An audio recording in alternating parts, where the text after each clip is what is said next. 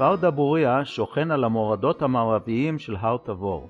כאשר ישו קפץ מנצרת לתבור, הוא עבר מעל הכפר ואחד מסנדליו נפל. זה היה הנס הראשון.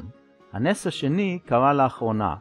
בית הספר התיכון דבוריה, שעמד לקרוס בגלל אלימות קשה והידרדרות בלימודים, יישם את התוכנית חינוך המבוסס בתודעה, והפך כמעט בן לילה לבית ספר מצטיין, שקיבל פעמיים ברציפות את פרס החינוך בשנים 2008 ו-2009. בית הספר בשנים האחרונות עמד על סף קריסה, ממש על סף קריסה, למעשה מכל הבחינות. מורים רבים איימו לעזוב וחלק מהם עזב את בית הספר. תלמידים רבים נשרו מן המערכת וחיפשו להם בתי ספר אחרים. דבר זה הביא לירידה בהישגים הלימודיים, הביא לנסיגה בערכים, הביא למצב שקשה ללמד בבית הספר.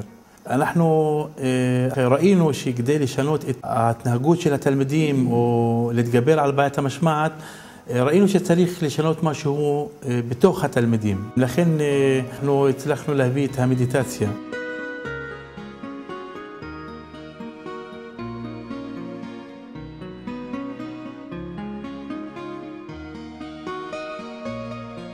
אני יכולה להגיד שהמדיטציה הייתה לי כמו יהלום. זה הדבר הכי טוב עשיתי אותו בחיים שלי. אנחנו, כל בית הספר מתרגל מדיטציה, ואנחנו מרגישים את זה. מרגישים שינוי עצום, שבית ספר הוא בית ספר שקט, נעים להיות בו, נעים ללמוד בו. זה למעשה תרם בשני מישורים. א', שלום בתוך בית הספר, ושלום חיצוני עם הכפר, עם המועצה ועם ההורים. ההורים למעשה לא היו מוכנים אפילו להיכנס לבית הספר, היום נהנים כאשר הם באים לבקר בחדר המורים. אני הייתי יותר רגועה ממה הייתי לפני המדיטציה, אבל ברגעים הדיכאון ורגעים לא טובים אני מרגישה באושר הולך מתוך הגוף. אני מרגיש שאני יותר שקט, אני יותר מרוכז בעבודה שלי, וגם ההישגים שלי, של העבודה, הרבה יותר טוב, בהחלט הרבה יותר טוב. לפני המדיטציה הייתי בן אדם רגזן, הייתה לי הרבה בעיות. דווקא בזמן השינה, הייתי מתעורר כמעט כל חצי שעה. עכשיו כמעט אין לי שום בעיה, כולם נפטרו בעצמם.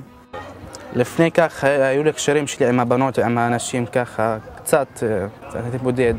אבל עכשיו, אחרי המדיטציה, חשבתי שאני נרגע, יש לי הרבה קשרים חדשים, וחברים וחברות. אנחנו קיבלנו פרס חינוך מקום שני במדינה. זה בגלל המדיטציה, זה הציר המרכזי בכל הפרויקטים שעשינו. גם בשנת 2009 קיבל בית הספר את פרס החינוך מקום שלישי ברמה הארצית. ועדת פרס החינוך נימקה את החלטתה במילים הבאות: הפרס ניתן לבית הספר על בניית תוכנית למניעת אלימות ולשיפור האקלים הבית ספרי, חינוך המבוסס בתודעה. תוכנית החינוך המבוסס בתודעה מבוססת על פיתוח יכולתם של התלמידים והמורים. היא חושפת את הפוטנציאל היצירתי הבלתי מוגבל של האדם. התוכנית מונעת את הבעיות על ידי טיפול בשורשן, ומספקת את הבסיס להגשמה של שאיפותיהם החינוכיות והלימודיות של התלמידים, המורים וההורים. המרכיב המרכזי בחינוך המבוסס בתודעה הוא תוכנית המדיטציה הטרנסצנדנטלית.